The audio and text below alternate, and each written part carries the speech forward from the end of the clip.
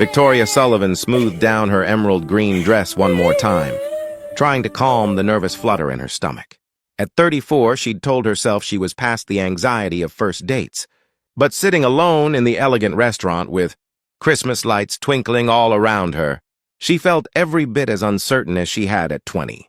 The reservation was under the name James Hendricks. Her friend Rachel had set this up, insisting that James was perfect for her. Kind, successful, ready to settle down. Victoria had been hesitant. After her divorce 3 years ago, she'd thrown herself into her work as a pediatric nurse, convincing herself that caring for other people's children was fulfilling enough. But lately, the silence of her apartment had grown louder, the holidays harder to face alone. She checked her phone. 7:15. He was 15 minutes late. The waiter had already refilled her water twice, each time with a sympathetic smile that made Victoria's cheeks burn. At 7:30, her phone buzzed. "I'm sorry, but I don't think this is going to work out. Rachel mentioned you were divorced. I'm really looking for someone without that kind of baggage. I hope you understand. Best wishes." Victoria stared at the message, the words blurring slightly as tears pricked her eyes. She blinked them back quickly, forcing herself to breathe slowly. She shouldn't be surprised. This had happened before, in different variations. Too old, too focused on work, too damaged from her failed marriage. Each rejection, another confirmation that she'd somehow missed. Her chance at the life she'd imagined. She was gathering her coat, trying to maintain her dignity as she prepared to leave, when a small voice interrupted her thoughts. "Excuse me, miss. Why do you look so sad?" Victoria looked down to find a little girl standing beside her table, maybe 4 or 5 years old. She had blonde hair pulled up in 2 playful pigtails, wearing a red velvet dress with a white collar that made her look like a tiny Christmas angel. In her arms, she clutched a small teddy bear. Her blue eyes were bright with genuine concern, the kind of pure empathy only children possess. "Oh, sweetheart, I'm okay," Victoria managed, forcing a smile. "Shouldn't you be with your family?" "I'm with my family." "That's my daddy over there." The little girl pointed to a nearby table where a man sat with an older couple. He was looking their way now, concern crossing his handsome features. "But I saw you and you looked lonely, like you needed a friend." Before Victoria could respond, the man was approaching their table. He was probably in his late 30s, with kind brown eyes and an apologetic expression. His dark suit was well-tailored but unpretentious, and when he smiled, it reached his eyes in a way that suggested genuine warmth. "I'm so sorry," he said, gently taking the little girl's hand. "Chloe, you can't just approach strangers like that." "But Daddy, she's sad." "I can help. I'm good at making people feel better." "You always say so." Victoria felt something crack inside, her chest at the earnestness in the child's voice. "It's all right, really." "She's very sweet." The man studied Victoria's face, and she saw the moment he registered the dampness in her eyes. The coat half on, the empty chair across from her. Understanding softened his expression. "Bad date?" he asked quietly. The kindness in his voice, combined with everything else, made Victoria's careful composure crumble. "He didn't even show up. Sent a text saying I had too much baggage." She laughed, but it came out shaky. "Sorry, I don't know why I'm telling you this." "Because sometimes strangers are easier to tell," he said gently. He glanced back at his table, where the older couple was watching with interest. "Listen, I know this might sound strange, but would you like to join us? My parents and we're celebrating my dad's birthday. My mother always orders enough food for an army. And Chloe seems quite convinced you need company." "Please?" Chloe tugged on Victoria's hand with both of hers. "We have chocolate cake coming." Grammy always gets chocolate cake because it's Grandpa's favorite, but she lets me have some too. "You can have some of mine." Victoria knew she should decline politely. Go home to her empty apartment. Maybe call Rachel to vent about yet another failed attempt at dating. But something about this little girl's earnest face, about the genuine kindness in the father's eyes, made her pause. When was the last time someone had simply wanted her company? Not because she fit certain criteria, but just because she was human and hurting? "If you're sure I wouldn't be intruding," she said softly. "Not at all," the man assured her. "I'm Daniel Morrison, by the way. And this is Chloe, as you've probably gathered." As they walked to Daniel's table, Chloe kept hold of Victoria's hand. chattering about the Christmas decorations, her new teddy bear, and how Grandpa was turning 65, which was really old, but not as old as dinosaurs. Daniel's parents, Eleanor and Robert Morrison, welcomed Victoria with the kind of easy warmth that suggested they'd raise their son well. Eleanor, a silver-haired woman with laugh lines and a gentle smile, simply made space without asking questions. Robert, wearing a birthday button Chloe had obviously made for him, offered a handshake and said, "Any friend of Chloe's is a friend of ours." Over dinner, Victoria found herself relaxing in a way she hadn't in months. Daniel explained, in response to his mother's gentle prompting, that his wife had passed away 2 years earlier, an aneurysm, sudden and devastating. He'd been raising Chloe on his own ever since, balancing his work as an architect with single parenthood. "Some days are harder than others," he admitted, his voice low so Chloe, who was showing Eleanor her teddy bear, wouldn't hear. She asks about her mother constantly. "I try to keep the memories alive, but there's only so much a father can do." She misses having a mom. Victoria's heart ached for this little family. She told them about her work at the children's hospital, about the joy of helping young patients heal, about how it filled some of the emptiness in her own life. Chloe's eyes grew wide with interest. "You help sick kids get better? Like a superhero?" "Sort of like that," Victoria smiled. "I read them stories and bring them juice boxes and make sure they get their medicine." "I love stories," Chloe announced. "Daddy reads to me every night, but sometimes he falls asleep before the ending because he's tired from work." Daniel had the grace to look sheepish. "In my defense, some of those books are very long." The evening passed in a warm blur of conversation and laughter.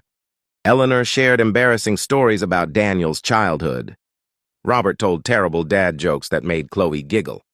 Victoria felt herself unwinding, the earlier rejection fading into background noise against this unexpected kindness. When the chocolate cake arrived, Chloe insisted on sitting next to Victoria. As they shared a slice, the little girl studying Victoria with those serious blue eyes, something shifted in the air. "Are you still sad?" Chloe asked quietly. "Not anymore," Victoria answered honestly. "You and your family have made me feel much better." Chloe considered this, taking another bite of cake. Then, with the matter-of-fact tone that only small children can manage, she asked, "Do you have kids?"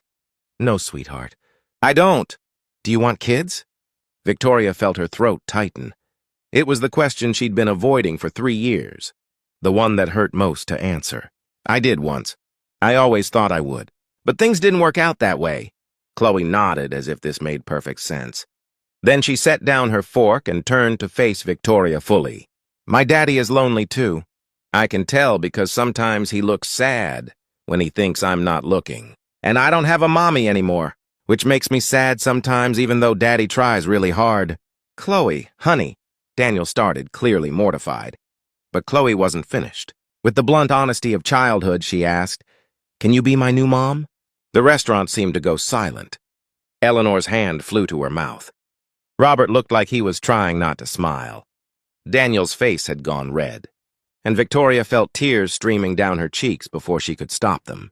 She knelt down beside Chloe's chair, bringing herself to eye level with this extraordinary little girl. "Oh, sweetheart. Being someone's mom is a very special thing. It's not something that happens quickly. But you're nice," Chloe said, as if this settled everything. "And you're sad like Daddy, which means you could make each other happy. And you work with kids, so you already know how to be a mom." "It makes sense." Victoria couldn't help but laugh through her tears. "You are absolutely right that it makes sense. But your daddy and I just met. We're strangers." "Then be not strangers first," Chloe said simply. "That's what Daddy says about making friends. First you're strangers, then you talk, then you're friends." Daniel had finally recovered enough to speak. "I am so sorry. Chloe, you can't just ask people to be your mother." "Why not? You're always saying I should ask for what I need. I need a mom. She needs a family. It's perfect." She stumbled slightly over the word, but delivered it with complete conviction. Victoria looked up at Daniel and saw her own astonishment reflected back at her, mixed with something else. Hope, maybe? Or possibility. The kind of tentative recognition that happens when two people realize they might have found something unexpected. "I should probably explain," Daniel said, running a hand through his hair. Chloe's been very focused on the concept of family lately. Her preschool is doing a family tree project, and it's brought up a lot of questions about her mother, about our family structure. It's okay, Victoria assured him. Really, I work with children. I understand. But as the evening wound down and they prepared to leave, Chloe wasn't ready to let the idea go. Can Victoria come visit us? She asked her father. Please. I want to show her my room and my books and my family tree project. Daniel looked at Victoria, a question in his eyes. You don't have to. I know this has been incredibly awkward. Victoria thought about going home to her empty apartment, about the text message that had crushed her earlier, about all the ways she'd convinced herself that her chance at family had passed. Then she looked at Chloe's hopeful face, at Daniel's kind eyes, at Eleanor and Robert watching with gentle encouragement. I'd love to, she heard herself say. Maybe this weekend? If that works? Chloe threw her arms around Victoria's waist. Yes, Saturday. I'll clean my room and everything. As they said their goodbyes on the sidewalk outside the restaurant, Eleanor pulled Victoria aside. My granddaughter has excellent instincts about people, she said quietly. And I haven't seen my son smile like that in 2 years. Whatever happens, thank you for giving them both a little hope tonight. Over the following weeks, Victoria became a regular part of Chloe's life. She visited on Saturday mornings, helping with the family tree project, reading stories, teaching Chloe about the human body in simple terms that delighted the little girl. Daniel was always there, watching his daughter bloom under the attention, gradually opening up about his own life. He told Victoria about the impossible balancing act of single parenthood, about the guilt of working long hours but needing to provide, about the loneliness of lying awake at night with no one to share the worries with. Victoria shared her own story, about a marriage that had ended when her ex-husband decided he didn't want children after all, about the years of fertility treatments and heartbreak, about finally accepting that motherhood might never happen for her. I think that's why I became a pediatric nurse, she admitted one afternoon while Chloe napped. They were sitting on Daniel's couch, coffee cups between them, speaking in the hushed tones people use around sleeping children. If I couldn't have my own children, at least I could care for others. It helped fill the empty space. Daniel reached over and took her hand. For what it's worth, you're incredible with Chloe. She adores you. I know she kind of put us both in an impossible situation with that first question, but I'm grateful she did. I wouldn't have had the courage to approach you otherwise. Why not? Because you were dealing with your own pain.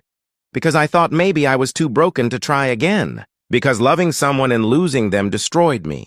And I wasn't sure I could risk that again. He paused, his thumb tracing gentle circles on her hand. But Chloe reminded me that love is always worth the risk. On Christmas Eve, Daniel invited Victoria to spend the evening with them. Eleanor and Robert were there too, and the small house was warm with the scent of cookies and pine. Chloe had made ornaments for everyone, carefully painted with glitter and determination. The one she gave Victoria said, "My favorite nurse," in wobbly letters. After dinner, as they sat by the tree, Chloe crawled into Victoria's lap with a book. It was the most natural thing in the world, this small weight of trust and affection. As Victoria read, doing different voices for each character, she felt Daniel's arm settle around her shoulders. Later, after Chloe had finally been persuaded to go to bed, Victoria and Daniel stood on his front porch, watching snow begin to fall. She's going to ask again, you know, Daniel said quietly. About you being her mom. She asks me about it every night. Wants to know if you're going to stay. Victoria felt her heart racing. What do you tell her?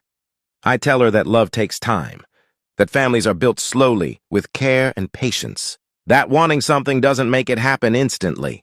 He turned to face her, his hands gentle on her shoulders. But I also tell her that sometimes, when you find the right people, it feels like they were always meant to be part of your story. Victoria looked up at this man who'd entered her life on the worst night, who'd offered kindness when she'd expected nothing, whose daughter had somehow seen exactly what Victoria needed before she knew it herself. I spent 3 years convinced I'd missed my chance, she said softly. That family and love and belonging were things that happened to other people, not to divorced nurses pushing 35. That man who stood me up, he was just the latest reminder that I didn't fit anyone's idea of the right woman. You fit mine, Daniel said simply. You fit Chloe's. You fit this life we're building if you want to be part of it. I do, Victoria whispered. I want that so much it scares me. Me too, Daniel admitted. But I think maybe that's how you know it's real. Because it matters enough to be scary. He kissed her then, soft and sweet under the falling snow.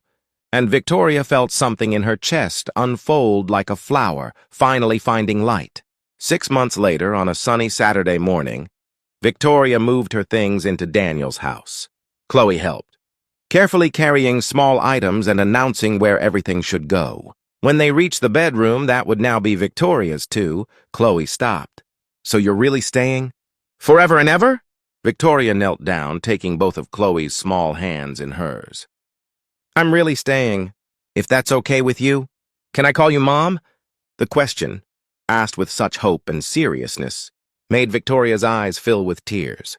I would be honored if you called me Mom. Chloe threw her arms around Victoria's neck. I knew it, she said triumphantly. I knew that night at the restaurant. I told Daddy you were the one. Later, as they unpacked boxes and arranged furniture, Daniel pulled Victoria close. Thank you, he whispered, for staying that night, for giving us a chance, for loving us both. Victoria thought back to that Christmas evening, sitting alone at a restaurant table, convinced she'd been rejected yet again, that love and family weren't meant for her.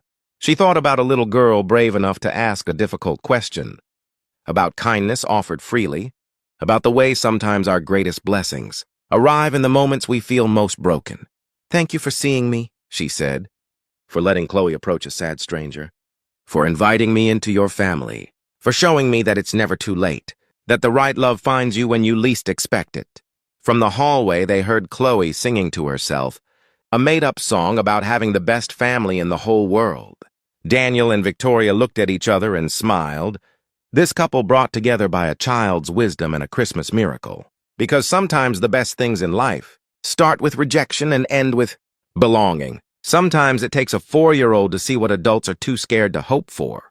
And sometimes the family you're meant to have finds you in the most unexpected ways, asking the most impossible questions, offering love when you need it most. Can you be my new mom? Chloe had asked, and Victoria had learned to answer yes. Not just to the question, but to all of it.